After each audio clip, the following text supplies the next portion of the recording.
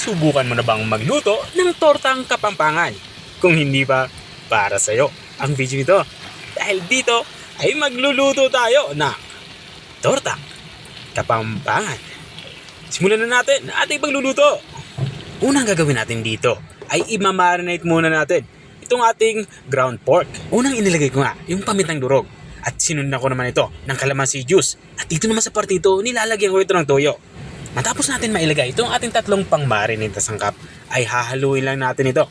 Haluin natin ito na maigi para mabilis kumapit yung mga pampalasa natin dito sa ating ground pork. Matapos natin mahalo ito ay tabi muna natin ito ng at least 1 oras. Habang minamarinate natin yung ating ground pork ay iprito muna natin ang ating iba pang sangkap na ihalo. Nagpainit na nga ako dito ng mantika at nang uminit na, inilagay ko na itong ating bell pepper. Ipan-fry lang natin itong ating inilagay na bell pepper ng kahit 1 minuto. Makalipas ka ng 1 minuto, hinango ko na ito at itatabi ko muna ito. Susunod naman natin ipapan-fry itong ating hotdog. Prituhin din natin itong ating hotdog kahit mga 2 minuto. At gusto ko lang i-shoutout ang mga bagong followers natin. Maraming salamat sa inyong suporta at welcome na welcome kayo dito sa aking page. Balikan natin itong ating nilulutong hotdog. Bali, natapos na nga tayo sa pagpapan-fry ng hotdog kaya itatabi muna natin ito. Susunod naman natin ipapan-fry itong ating carrots saka patatas.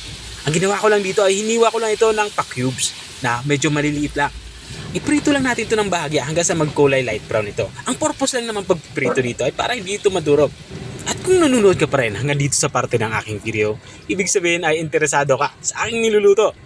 Pwede mo na may comment kung taga saan ka para alam ko kung hanggang saan umaabot ang aking video.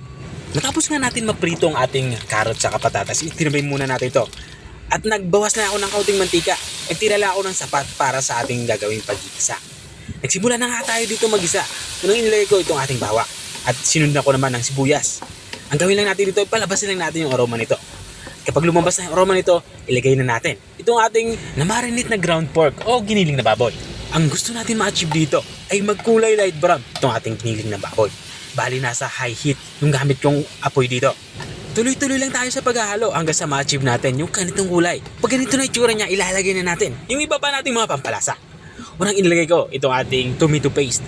Mga 1 kutsarang tomato paste nga yung aking hinihalo dito. Bali, gisa lang din natin ito ng bagya bago natin ihalo dito sa ating iginigisang giniling na baboy o ground pork.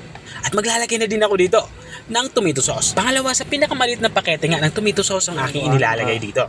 Bali, inubos ko na ito. Tapos natin mailagay yung tomato sauce ay haluin lang natin to. At maglalagay na din ako dito ng tubig. Mga 1 basong tubig lang yung aking inilalagay dito. Mabilis lang naman kasi maluto ito. Kaya hindi natin kailangan ng maraming tubig dito. At para naman sa ating pang-aromatics, naglagay ako dito ng 2 dahon ng laurel. At saka natin ito tatakpan. Lulutuin lang natin ito ng mga 15 to 20 minutes. At makalipas nga ng 20 minutes ay binuksan ko na ito. Dito nga sa part ito ay nakikita nyo halos maiga na ngayon sabaw. Pero hindi pa tayo tapos sa ating pagluluto. Magsisimulan na nga tayo magtimpla sa parteng ito. Magdadagdag nga ako dito ng black pepper or pamintang durog. Mas maraming paminta, mas masarap. At dahil kulang nga ito sa lahat, naglagay ako dito ng kaunting patis. Pero pwede kayo gumamit dito ng asin, walang problema yan. At para naman pambalansin ng lasa ng ating nilulutong ulam, dagdagan lang natin to ng kaunting asukal. At habang nga tayo nagpapatuloy sa ating pagluluto, gusto ko lang shoutout ang mga masusugid nating mga taga-subaybay. Big shoutout nga kay Ma'am Melanie Nas. Shoutout din kay Ma'am Rita Siciliano ng Antipolo. At shoutout din kay Sir Dennis Payumo Dizon ng Pampanga. At maraming salamat din sa mga walang sawang nanonood at nakasubaybay dito sa aking channel. Balik tayo dito sa ating nilulutong ulam. Dito nga sa parte nito ay inihalo ko na ang ating mga napritong sangkap.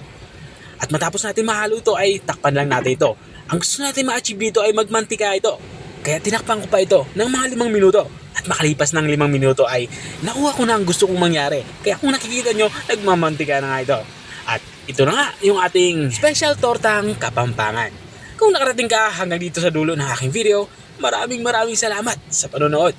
At kung nagustuhan mo naman yung bago nating recipe yung binahagi, baka pwede mo naman to i-share. Siya, hanggang dito na lang ako. Kita-kita ulit sa mga susunod kong mga videos. Paalam! Bye-bye!